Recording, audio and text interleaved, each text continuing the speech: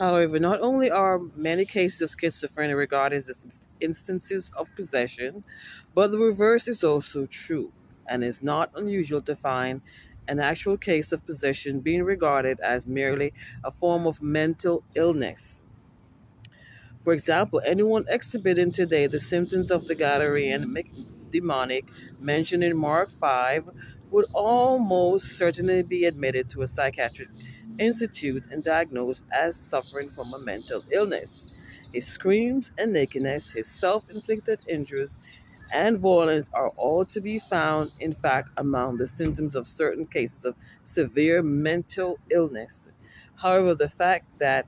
he was actually possessed is revealed not only by his rapid deliverance following Jesus' command for the demons to leave, but also by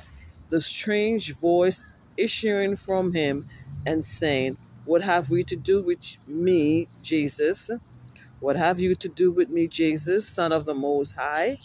I adore you, by God, do not torment me."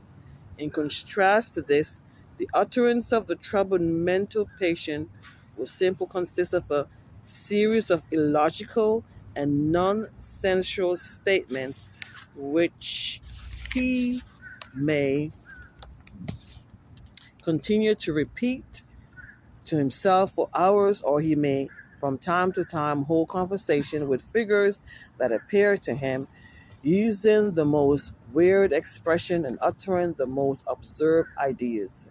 This will at once cancel out the possibility of possessions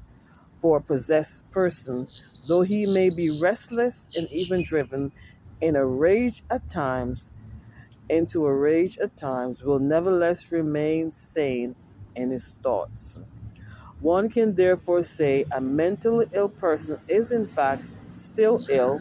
even when it exhibits certain symptoms characteristic of a possession. On the other hand, a possessed person is in fact mentally healthy, in spite of the fact that intervals he may exhibit certain symptoms of mental abnormality. In addition to this, it is noticeable that the mentally ill were usually giving expressions to their thoughts quite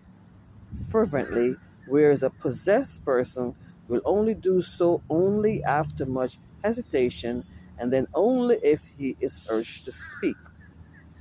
While the mental patient will speak in extravagant tones of the demons he alleges to be living inside of himself, the possessed person avoids all mentions of